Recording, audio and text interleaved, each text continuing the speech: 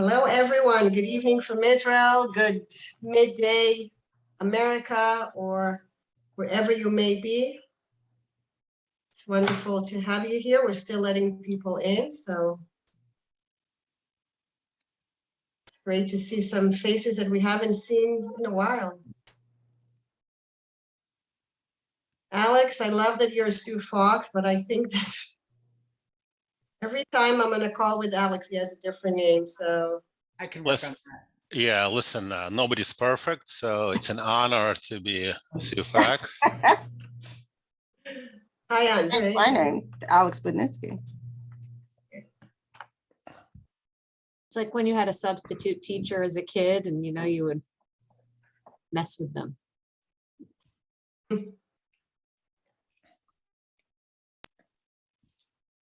Okay, I think we're going to give it 20 more seconds because Leonard, our fourth speaker, is still should be joining, and then we could start.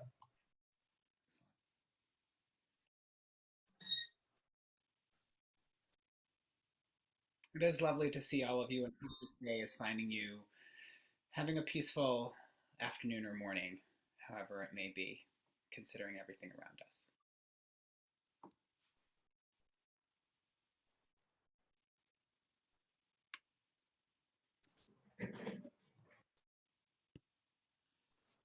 Okay. Is Leonard here, Mark? He is not yet, but let's get started, and I will I'll invite him in. Great. Okay. Wonderful. Wonderful, wonderful, wonderful. So as I said, good evening from Israel and welcome to our special JResponse Readiness session. My name, for those of you who don't know me, is Leah Garber. I'm Vice President for Israel Engagement at JCC Association, and I have to say a very proud member of the JResponse Collaborative team. And with me here today is my very dear friend and colleague, Mark Young. Mark is Vice President for Talent Strategy and JResponse Director. And we are here to talk about what is happening far away, but you'll see not very far away in reality. On February 24th, Russia invaded Ukraine, marking a steep escalation in the long-standing tension between the two countries.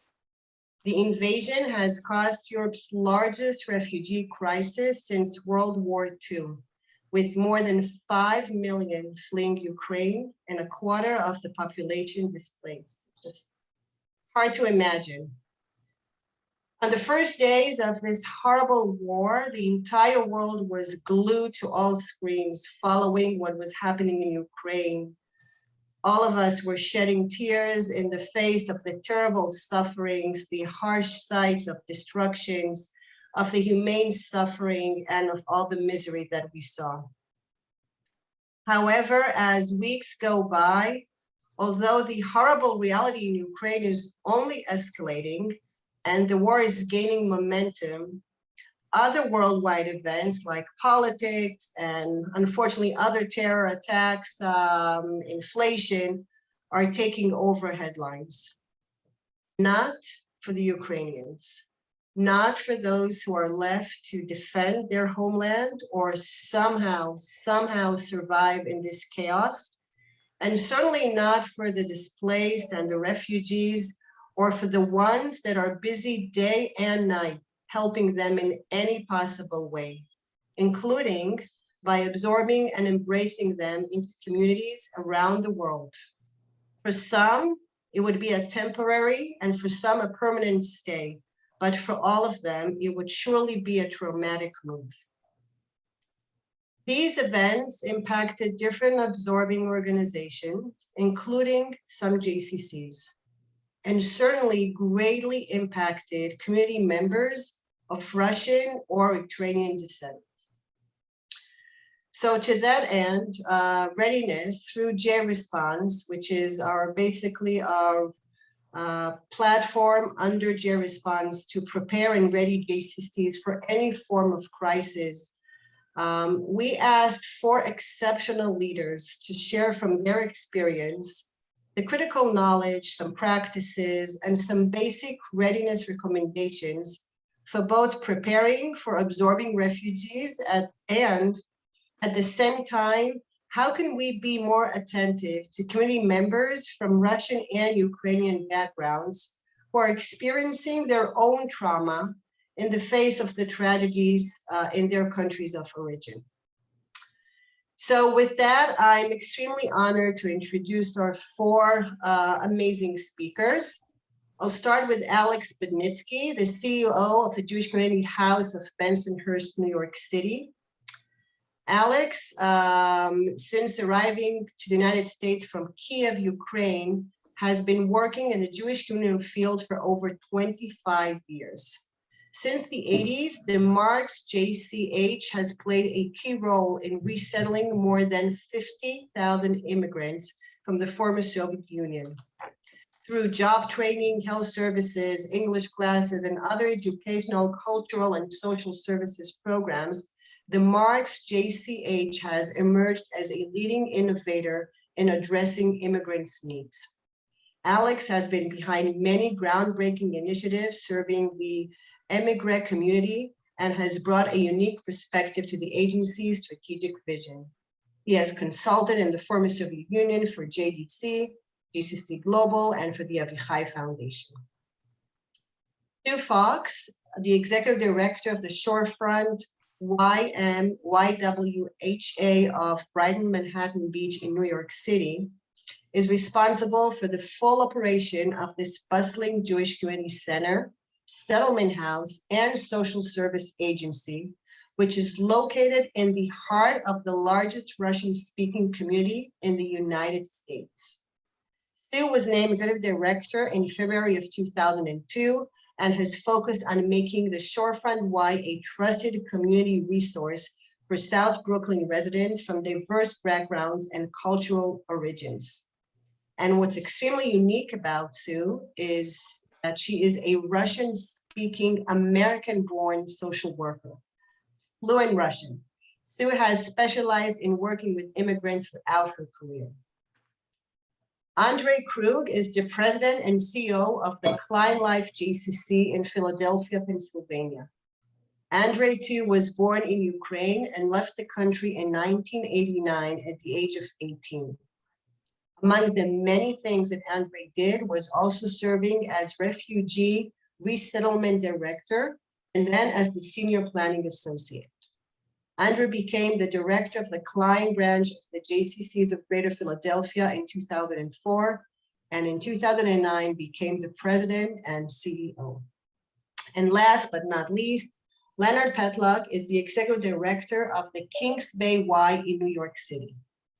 Leonard served as the executive director since December of 2006.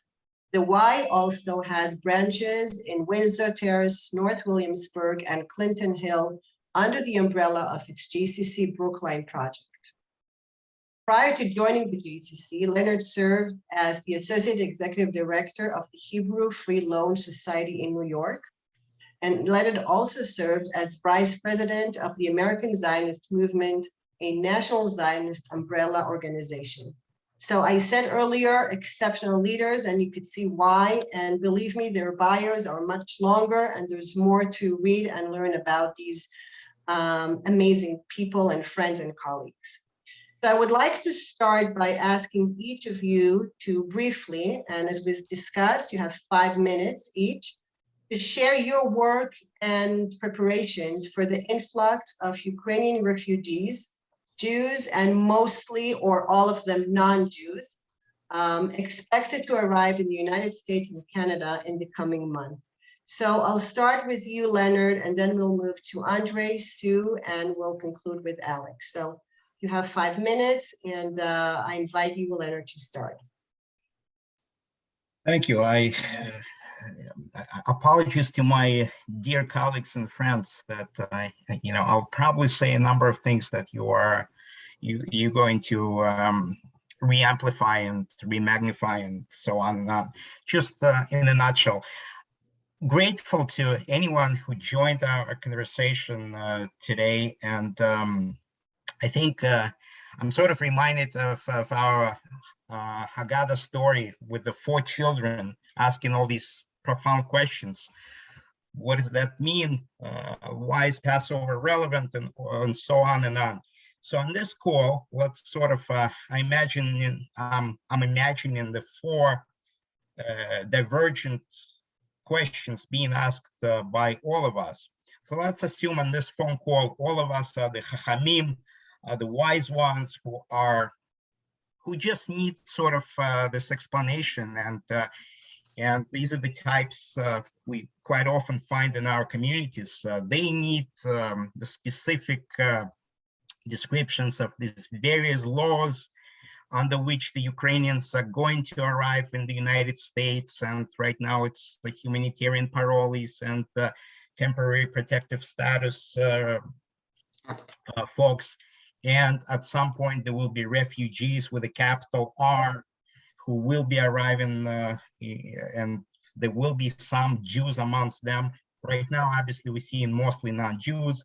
So the Chacham on this call, the wise person who joined us on this call, we're preaching to the choir here, just needs the tools and the understanding of who it is that we're facing in different waves, and will be coming to the United States, and so on and on.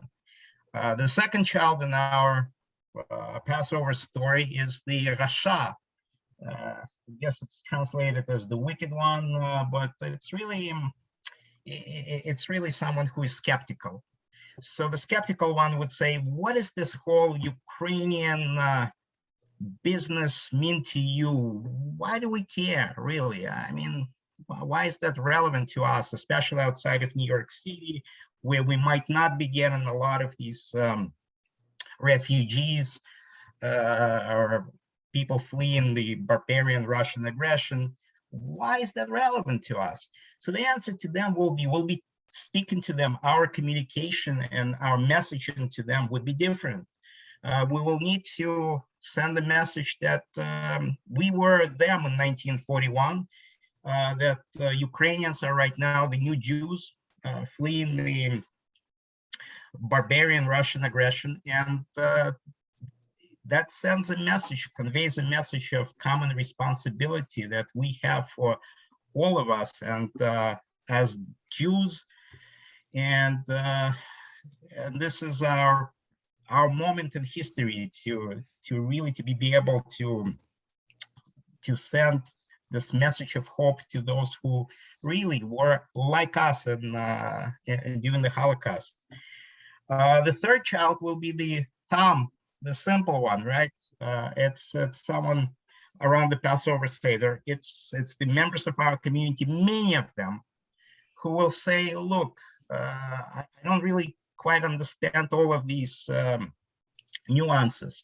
And we're actually hearing this from a lot of our colleagues, conflating Russian and Ukrainian history and the Russian and Jewish Ukrainian identity and so on, with so many questions that people are sort of asking just because they were not really familiar with this part of the world, and all of a sudden it becomes part of their lives.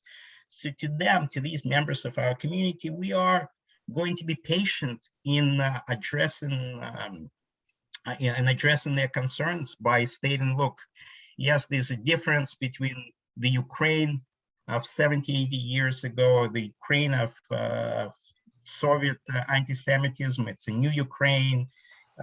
There's no point to conflate right now those who are fleeing the Russian aggression with those refugees with a capital R who will come part of the United States immigration policy, hopefully starting in the summer.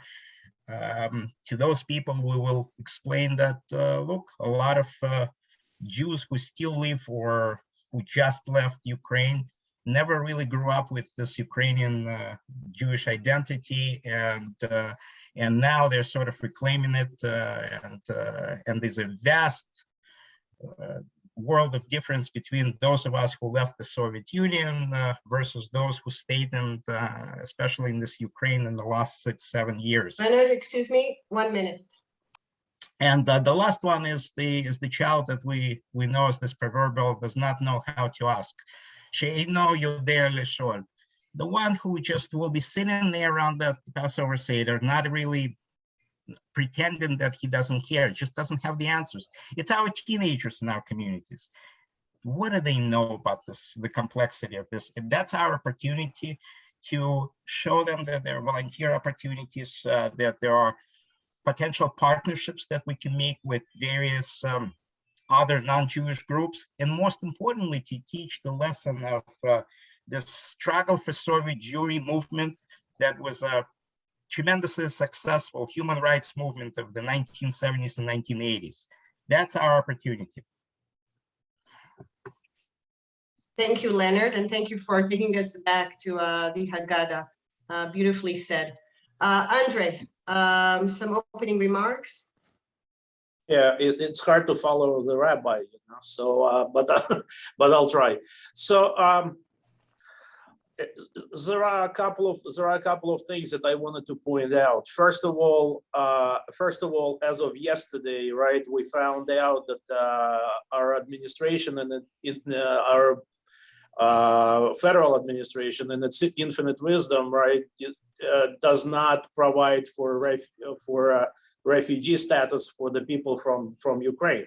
So they're going to enter as parolees, which is a huge problem for the communities that are receiving these people. So the government has been very hesitant to provide the normal refugee status for these people. This is what it means in essence. Number one is that they need to have sponsors in this country, okay? Whether the families, organizations, or anything else. Number two is that they're not eligible for any kind of social services in this country, okay? So basically, the only things that probably going to be eligible for is children can go to school and children can get medical insurance. Depending on the state, maybe their parents can get medical insurance, maybe not. But they're likely to become like a ward of the sponsors or the sponsoring organizations. That's going to create a huge problem for a lot of community institutions, like for instance Kleinlife, right, which is located right in the middle of the Russian/Ukrainian community. And so basically a lot of people who are going to come here, going to resettle around here, and they're going to show up. They're going to show up in our building, and we don't really know what we can do for them. And this is something to keep in mind for the communities that are going to have a lot of people coming from Ukraine. Third, which is also kind of asinine, if you ask me, is that they only have 2 years to stay here, which means that the American government expects them somehow to stay here for 2 years and then pack up and go back to Ukraine, which we all know is kind of a pipe dream, and it's never going to happen. And what we're going to do with these people when during year 1, 2, and 3 and so forth, and we have to, as a community, we have to deal with all this. We also have to deal with the fact that there are a lot of people who live in this community who are dealing with this issue, who came from Ukraine, who came from Russia, who came from other countries. For instance, we have an issue right now with the Holocaust survivors who came from Ukraine, who came as refugees from Ukraine 30 years ago. So now, on top of the trauma they experienced as when they were children, as Holocaust survivors, now they have a built-in another trauma of being refugees from Ukraine and watching kind of live what's going on there. People who are gonna arrive here are an interesting crowd too, because they mostly come from Eastern Ukraine, right? They're Russian-speaking, most of them. And they up until recently, they had pretty mixed feelings about being Russian versus being Ukrainian too. So we have to. Okay, I'm sorry, you have 1 more minute. I'm sorry. Okay, we have to realize the subtle differences. But overall, I think each and every one of us has to ask themselves a question in terms of what's going to happen when we're going to get these people who probably don't have money, who probably don't speak English, and who probably want to join your institution. Okay, so those are the questions that are the communal questions that we all need to address. Thank you. All need to address and not necessarily have the answers. And it's, as Sue and I and Mark talked earlier, there are more questions than answers in the spirit of Pesach. Thank you, Andre. Sue, you're next. Great, thank you. I'm gonna change a little bit, and I actually want to talk about the people we're seeing, not how they're coming, what the US government is saying, what their government is not saying. The rules are only now emerging as to how people are coming. I want to talk about the resilience of the people that we've already seen. I would gather that we have seen 300 to 400 people already since the invasion on February 24th. But how have people gotten here? I mean, I have to tell you, I'm American born. I assure you that I have never sat with my passport ready to expect to depart forever from the United States. That's not part of my culture. It's not part of my upbringing. But those who've lived in Europe, those who've lived in Eastern Europe, those who've experienced the aftermath of World War II have had different kinds of expectations that they might need to protect themselves. So the resilience of this group that has come in. So we are seeing hundreds of people who have crossed the border in a very somewhat unsure way, one would have expected until very recently, across the border from the south, from Mexico into the United States, and have been granted, in the most part, humanitarian parole, which is not a bad thing. And that is terrific. And they've made their way here. The US government has helped them. And they are, if they've said they have relatives or friends of relatives, they make their way here. And that's interesting. But they are resilient on their own. Remember, we're dealing predominantly with women and their children, maybe their older relatives. These are people who are families have separated. The men in their lives are overseas remaining in Ukraine. And so it is extraordinarily complicated. We've seen people able to pull out old documents and old tourist visas and whatever they've had and have flown in through Newark and JFK and have made it to this country. And they are here because they had to get themselves out and they had to get themselves to safety. What we're experiencing and the concerns we have here in South Brooklyn, as I'm saying, 300 to 400 people already. We have 100 people. We run a large ESL program funded through government. We have over 100 brand new Ukrainians in our cycle that started last week. We have 7 new children from Ukraine, from Russia and Belarus, because remember, people are escaping, they get out, in our pre-K program, again, funded by government. We have probably 20 children that have been enrolled in our government-funded after-school program in one public school in our neighborhood. But I assure you that every public South Brooklyn neighborhood, in this South Brooklyn neighborhood, has watched an influx of new arrivals into schools. And I also assure you that our staff who are Russian-speaking, who may have come from Ukraine and other parts of the Russian-speaking former Soviet Union, or some of them came from the Soviet Union at this point. I have to tell you, for them, this is personal as well as professional. Things we've started. We are starting in early May, a support group for that very group of people that Andre spoke about, because our older adults are re-traumatized and wanting to have an opportunity to talk about what they're experiencing, what they're watching. But we are dealing with resilience and an unexpected crisis that there is no real yet additional funding to be able to support. And we're just stepping up to the plate, just like you do in any crisis, any kind of, I don't want to call this a disaster, but for many it is a disaster, but you just step up to the plate and you figure it out as you're going along. So thank you. Thank you, Sue. I really thank you appreciate for this opportunity. And thank you for putting a very personal picture on this story. You know, human beings that are being displaced. I appreciate that. Alex, your thoughts as the final first presenter for this. You know, like JResponse, former CEO of YM-YWHA, said, everything was said, but not everyone said it. So I think that I'll try to be very short. So when we train our kids to camp, counselors to camp, to the work in camp, we have a table that's saying knowledge, attitude, and skills. And first, I think that we provide with a bowl of knowledge of what's happening, and then we, through the attitude, teach them skills. I think the same thing happening right now with Ukrainians.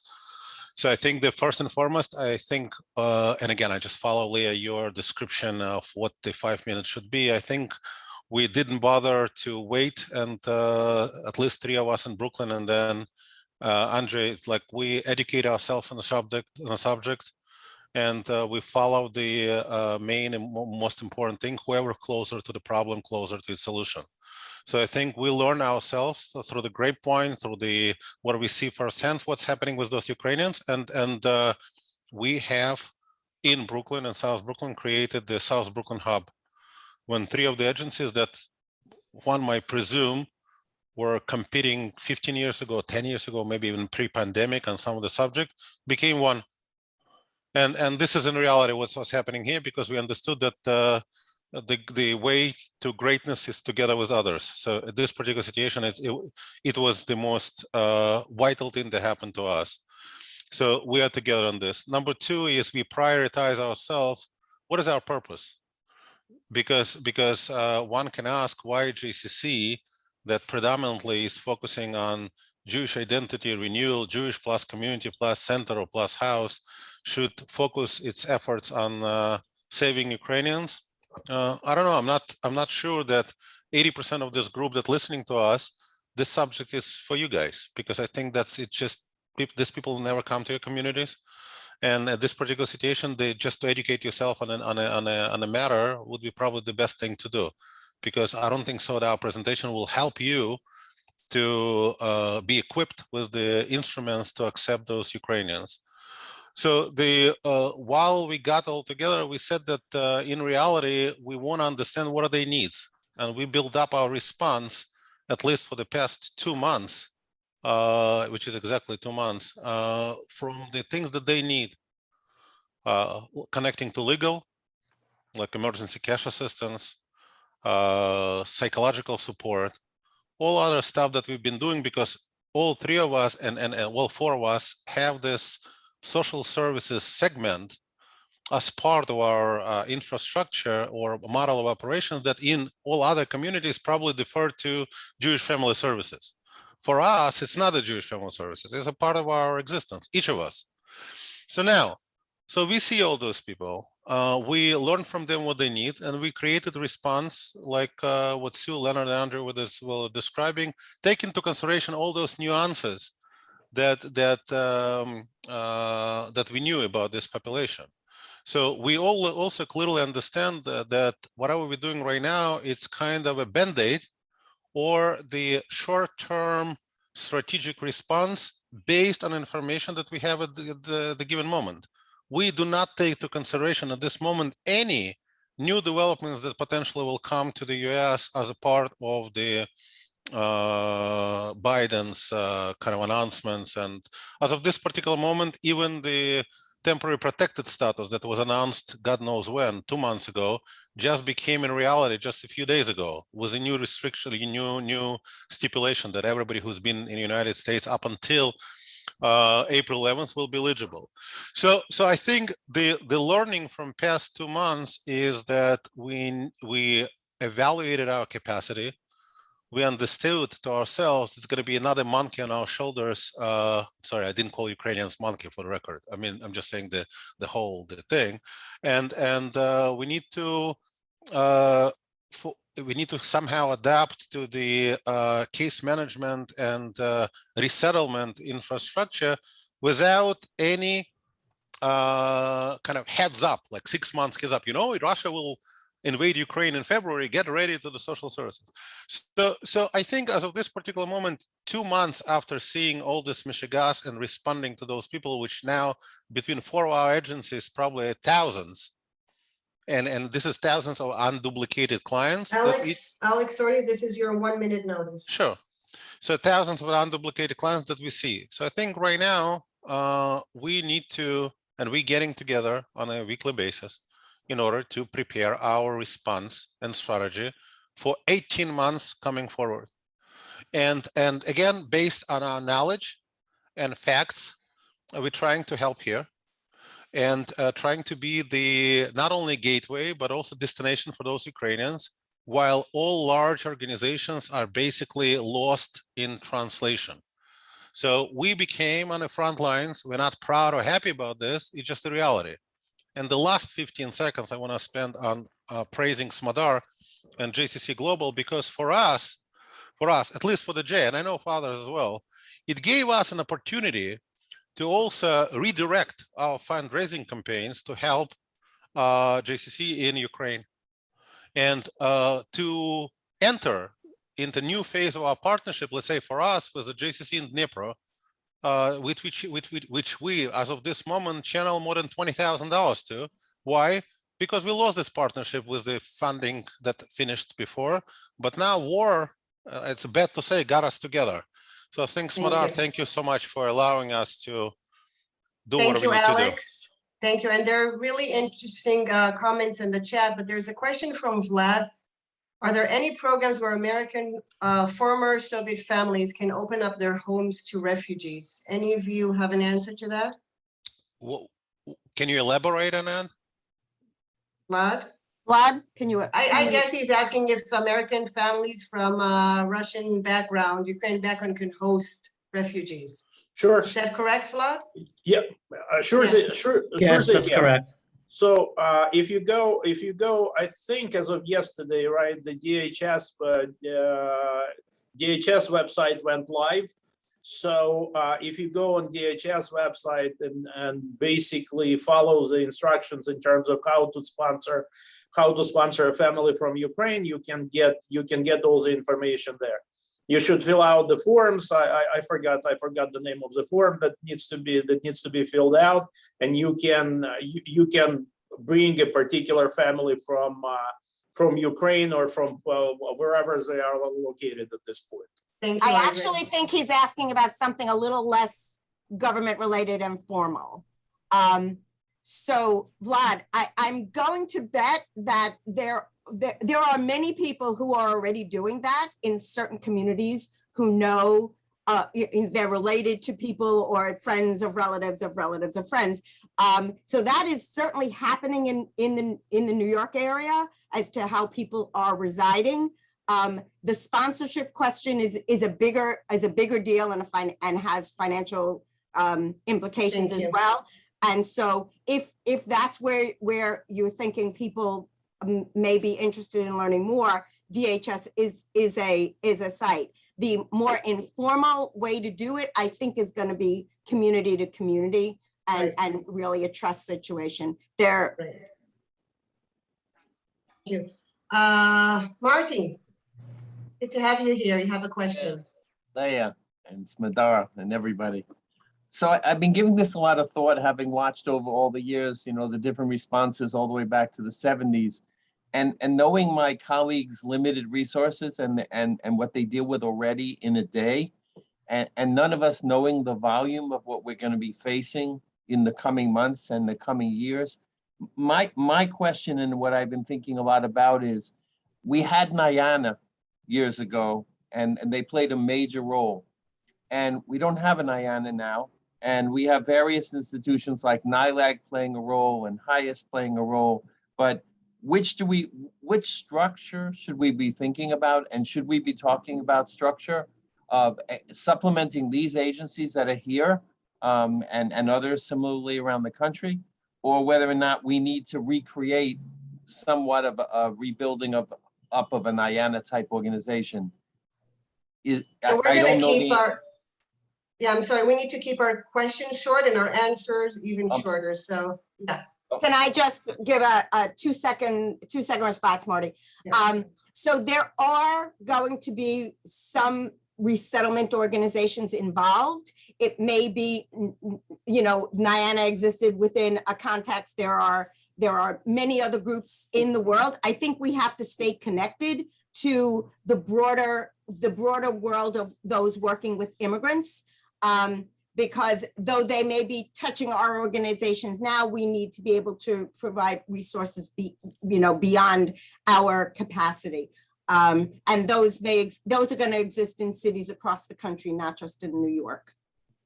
Mari, the quick one is that 3 of us approached UGA with the Brooklyn Hub proposal, saying to them like a bottom line that we think that we can become a new Nyana.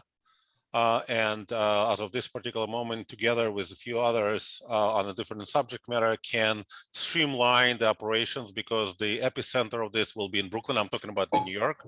So we continue to talk to them. The likelihood of this happening probably not a big one, but there are a few other players who will be involved. And I think that the main thing is not to duplicate each other and create a proper structure and strategy when we'll complement each other, not to duplicate each other.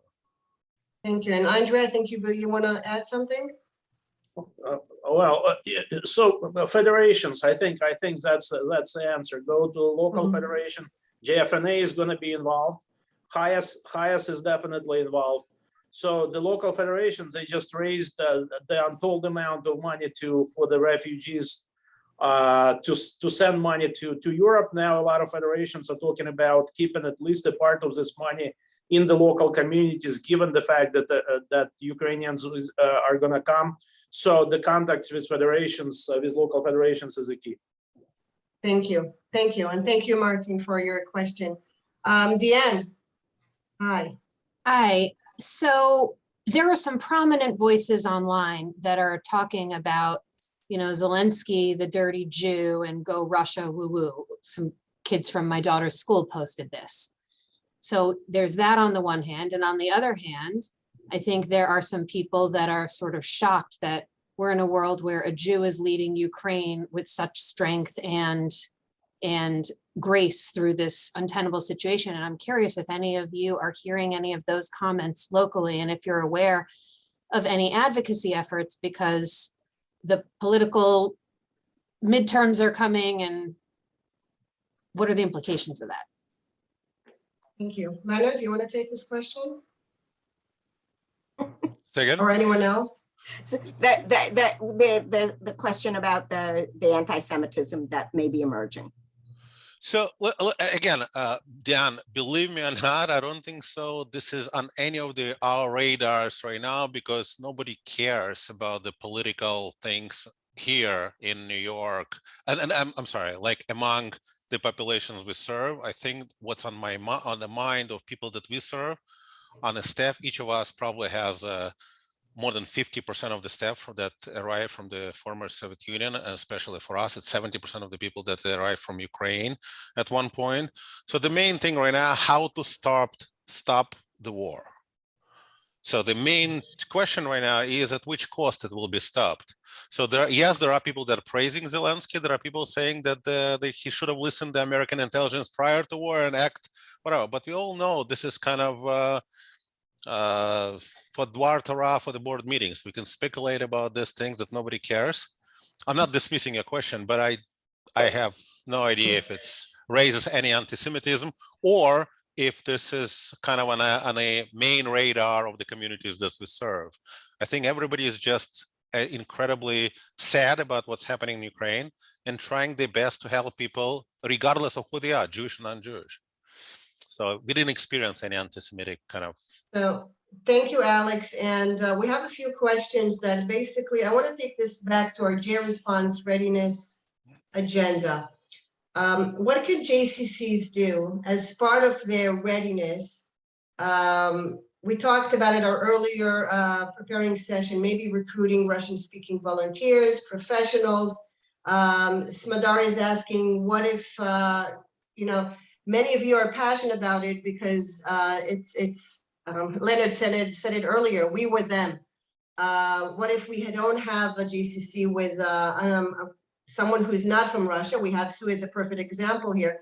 And we have also the most recent question from Vladimir, given the demographics, or should JCC look into hiring ECE staff that is from Russian-speaking countries, etc. So just if you could talk a little bit for a few minutes about how could JCCs ready themselves to be prepared? You said it, Alex, we don't have a 6 months notice, But now that we know that it's coming in the next few weeks or what have you, what could we do? Can I be sarcastic, Leah? Go for it. I've never seen you not sarcastic, but yes. Perfect. This I'll answer this with passion. So many years ago, when Genesis Philanthropy Group, they opened the arms and said that, you know what, there is a funding for the Russian Jewish. Many JCC acted, or the world, Jewish world acted opportunistically and say, you know what, now there is a funding available. We're really gonna pay attention to Russians. So I wanna kind of try to be very realistic here and say, if the JCCs do not have any capacity, nor desire, nor any real people that they're serving currently or planning to serve, stay away from this business. This is the best recommendation ever, because why JCC in bumblefuck, whatever, should prepare themselves of getting Ukrainians if they will never get them, because there is no infrastructure to support them. So this particular situation is almost like now New York public schools are saying, get our children, but we don't have Russian-speaking or Ukrainian social workers. We don't have teachers. We don't have support network. We don't have customized programming. We don't have. But we do want to, for optics, say that we have 4 Russian-speaking children in a Hebrew language academy that were referred to the JCCs. So I'm drilling from your answer that they need to get the infrastructure that is Russian-speaking with the background and experience to be able to serve those communities. The first thing they need to have, they need to have not an infrastructure. So is anyone here from San Diego? No. Okay. No. Tangible response. I'm from San Diego, The- Alex. Oh, okay. Oh, God bless you. Ah! So this is You're our source. this is this tangible response to your question, Leah. So volunteers, Russian-speaking, Ukrainian-speaking volunteers, dozens, they're on the border right now, begging us to connect them with the Jewish organization of San Diego, which JFNA is actually doing. Why? Because they want to create a global response from the kind of community of San Diego. I don't know if it's happening, but we're talking to JFNA to help to make this connection. This is real, because there are thousands of Ukrainians there. If there's at this particular situation, people are there. So let's get together the things. Number one. Number two is what JCC can do. Smadar sent the list of the Ukrainian JCCs that are in need while they waiting for funding that was raised by federations. Adopt one and send them money now without waiting for anyone. So this is the biggest thing. Redirect your donor. Say, help find this 8 JCCs in Ukraine and send the money randomly, not through channel the thing. This is number two. And number three, I think, is if we, as you call it JResponse, really care about the collective things, let's do a feasibility study among ourselves without paying any consultant and figure out which communities are willing to take Ukrainian refugees. And if they are willing to take sizable amount of number, we create the strategies how to JCC should respond. So this particular situation, if JCC in Wyoming, I don't know if JCC in Wyoming, but it was saying that, hey, we're ready, our community ready to take 15 refugees. So then the resources should be developed there in order to accommodate these 15 refugees. So I'm stopping here. So thank you. I want to move us to our next item on the agenda. We could talk about this for hours and hours, but we have 15 more minutes. And I want to also talk about JCC members that they're not refugees, they're here for years, but from their Russian or either Ukrainian background, and they're also suffering. And I just want to know how we could be of support. So Leonard, could you share maybe some thoughts on, just take us to their heads, to their minds, to their souls. What are they going through? And what do we need to know or do to help them? How about I'll defer to my social worker colleagues who are much better in that, Sue and Alex. Okay. So Thank you. let me just jump in because I think we do have a staff full. I mean, recognize our staff is 75, at least 75% of my staff speak Russian natively or came from households where the Russian is spoken natively. And a good 60, 70% of them their families originated from Ukraine. So for them, this is very personal. So things that we have done, and again, our community is predominantly Russian speaking. So for us, this is natural. Our early childhood program has Russian speaking staff in each and every classroom. The kids walk into these classrooms, they can speak Russian, and everybody, including the other kids in the room, understand what's going on. So we are prepared differently. We are structured differently. What we're worried about is the fact that our staff are split. They're watching their homelands. We're watching the seniors see their origins, their cities of origins, go through again what they had experienced in World War II, the destruction, demo, and they are overwhelmed with that. You got to give, so if you do have Russian speaking staff who are overwhelmed, if you have resources to help them get to some counseling, that's great, but give them a chance to talk about it just with you, and to make sure that people have an opportunity to understand that we're all kind of overwhelmed by what we're seeing overseas. We have kids that have walked into classrooms drawing dead bodies in their artwork in their classrooms. I mean, everybody is internalizing the images that they're seeing in very profound ways. We have set up, as I said, support groups for our seniors that are served in our neighborhood NORCs, naturally occurring retirement communities, and those will start next week. We are looking for more Russian-speaking professionals who are able to provide that kind of network of support, professional support, confidential support, and staff, in addition to being personally overwhelmed, are personally also very much wanting to be responsive, to be on the front line and making sure that those people coming in get to whatever resources and services they may need. We're also finding that many of our staff are pretty pissed off that the status that they came as refugees, capital R, that they came with refugee status and had a plethora of supports that helped them initially, is not being made available initially to this group of people. They don't understand that. And so we need to be the source of the most accurate, most clear information that we provide to our staff as well as to our community. And as I think Alex pointed out initially when he first started talking, and Leonard, this is changing each and every moment. You got to stay on top of what's going on with our friends in the federal government.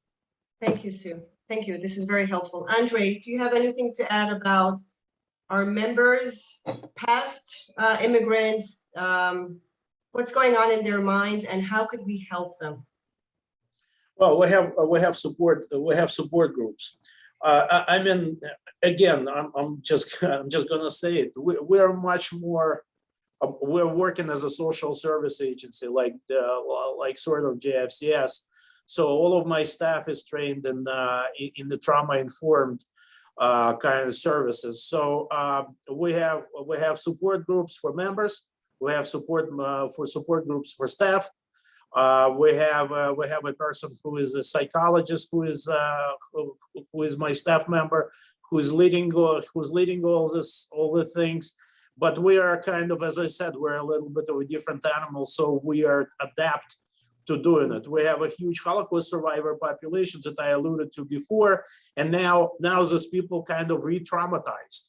So, and this is a very important point to understand, that a lot of Holocaust survivors who came from Ukraine, and it's a special population that needs to be worked with. So I mean, whatever you can do. And one thing I also want to mention is that it's a perfect opportunity for the Jewish community to build bridges with other communities, because this is not this refugee problem is not exactly the Jewish issue. Most of the people, probably 95-97% of the people who are going to come from Ukraine are not going to be Jewish. So it's a perfect opportunity to become like a more of a communal player, to get involved with other resettlement organizations, with organizations that provide services for refugees. that provide services, the churches, the synagogues, what have you, and establish this kind of alliance and be all like kind of on front, like front and center. Great, and we actually, through our different readiness sessions, we highlighted the importance of collaborations and partnerships and different alliances in preparation for any kind of emergency. So thank you for mentioning that, Andrew. Andrew, from your experience, are there any do's and don'ts that you just want to highlight so people know to be minded of? Thank you. Well, I think it's critical to recognize who we are as agencies and what we do not know. And obviously, one size doesn't fit them all when it comes to our GCCs. There's a number of us, especially in New York, Philly, Andre's organization is also an example, where there's a huge focus on social services. That's atypical for many JCCs. So why is that relevant to the rest of our field, which is really critical? And I think this is where the most salient lessons can be learned. And we really need to sort of recognize the fact that it presents an opportunity to us as JCCs to coalesce around volunteer efforts, to be able to exactly what Andre just mentioned, to build connections and reaches with other communities, recognizing that, look, now we don't have all the answers. Someone mentioned our early childhood centers. Look, if one were to Google Ukrainians and refugee help in the United States, you would think that HIAS, I'm not disparaging HIAS, I'm a product HIAS of the 1980s, but this is no longer relevant. They are raising the funds while they are not going to carry this fiduciary role for most of these refugees. There will be there will not be direct settlement agency. So this becomes sort of an opportunity for GCCs to play this ecumenical and non-sectarian role for these refugees who are going to arrive, who will need early childhood and camp seats, and we need scholarships for them. And that's an opportunity that we are all missing, and that's an opportunity that we are, you don't really find online. And it's also the experience of our Israeli brothers and sisters. Look, just two quick examples. Like a lot of my American friends who made Aliyah would tell you that once Nefesh B'Nefesh was instituted, it made their lives easier because there was someone there to hold their hand and to understand the bureaucracy. These people will need exactly that. How do you navigate the school system? Why do you want to enroll your child in the Hebrew charter school? David, don't take it in the wrong way, but there's a certain mismatch out there. There are opportunities and opportunities. Maybe that's not the greatest option for non-Jewish Ukrainian refugees arriving to our shores. So that's an opportunity. And the last one is, I think it is I think it behooves us to remember, just like the Israelis love Aliyah, but don't really like Olim, right? We all will Unfortunately. Yeah, we'll all be fatigued Same is true in the in US. this country. In this country, we'll be all fatigued, and at a certain point, we'll develop the sense of, okay, enough already. A year from now, it will not be will not resonate as much as resonates right now. So that is an opportunity to build a long-term strategy, not just focusing on the most immediate needs that, again, as my colleagues pointed out, might change tomorrow and the day after. Unfortunately, this is here to stay for a few more years. So thank you for that, Leonard. Before we wrap this up, I want to turn this to Mark Young to share the very important work that JResponse is doing in Ukraine. So Mark, please. Thank you so much, Leah. And let me just start by expressing deep gratitude to Alex, Sue, Andre, and Leonard for your generosity and time and insights and expertise. and to you, Leah, for your leadership for this session and for all of our readiness sessions and all you do for JResponse and all you do for JCC Association. Thank you. I also want to raise up, and I'm not going to put you on spotlight because I didn't tell you that I would, Alexandra Nyashina, who is on the call. And if I can do two things at once, I will also share a link to the Shabbat Shalom message from JCC Association last Thursday. Typically, it's a message that comes from Doron Krakow, our president and CEO, every week, but we handed the platform to Alexandra. She and Lana Dennis were the first two, and I think Lana Geller is still on a call too, Lena Geller is still on the call too, JCC professionals who volunteered their time to serve at the border and in Warsaw to support Ukrainian refugees coming over. And I'm highlighting that first to say thank you, Alexandra and Lena and Lena, for representing our movement so beautifully. And two, to say that in addition to this conversation of how we can support both Ukrainian and Russian speaking communities here at home and those they might be coming here from the war, any professional staff in your community that is eligible, that has fluency in Russian or Ukrainian language and has certain skills, particularly in working with early childhood or other child-friendly spaces or providing mental health support or social work or informal education, inviting them to volunteer in this effort as well. It would be a 10 days to 2-week assignment. This is being run through JFNA, Jewish Federations of North America. The on-site agencies that are operating are JDC, the Joint Distribution Committee. There's also Israel Aid operating in Moldova. The Jewish Agency for Israel are there too. JResponse is amplifying this effort and encouraging eligible JC professionals to volunteer and sharing this with their executive leadership as well as a way to encourage their execs to volunteer as well. We have about a half a dozen that either have or may or are applying to volunteer. And we know it's a tall ask.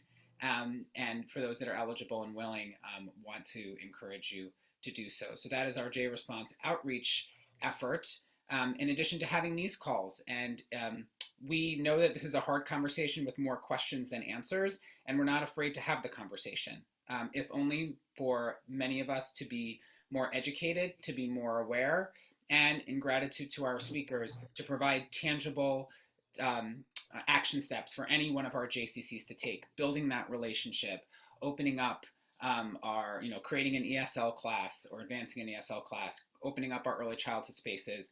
I also want to highlight Shalom Institute on the West Coast. Elisa Becker was on the call as well as Lena. They run Camp Gesher, a Russian-speaking Jewish summer camp, and then they are raising money to create more spaces for Ukrainian families who have come to Southern California, so their campers can go to camp this summer and opening up spaces. So that's another, not every JCC can do certain things versus other things, but what can your JCC do? We really hope this hour has illuminated some ideas. Leah, I'll turn it back to you if you have any other closing remarks other than just to say, for me, Thank you, Mark. Thank you so much for joining, and Leah, back to you. Thank you. And thank you, Mark, for everything that you're doing for JResponse before, during, and hopefully there will be no need after.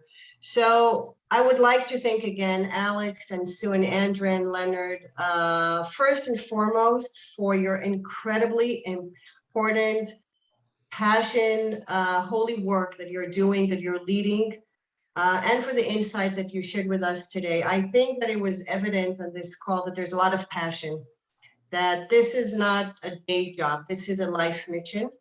A lot of care, a lot of neshama, a lot of souls that, as Leonard said earlier, we were them. Either we were them because we immigrated from Russia, Ukraine, or we were them because we know what it is to be newcomers in different places to our history, referencing to Pesach. So thank you for giving us the time. We know that your time is valuable and you're so busy. I wish there was no need for this special session dealing with aiding massive waves of refugees. I mean, again, who would imagine that in the 21st century we'll be talking about that? But this is what readiness is all about, preparing for the unexpected. As Sue mentioned earlier, there's so many unknowns. We need to be prepared for that on a daily basis. and to just be ready for what might happen. I do hope that what we have learned here today will help those in need when necessary, if necessary. And I just hope that it will never be necessary, but we know that the reality is a little less naive and a little more harsh. So thank you all for being with us here today. Thank you all for your work, and hopefully we'll meet in happier times. Good night. Shalom. Shalom. Thank you. Bye. Thanks.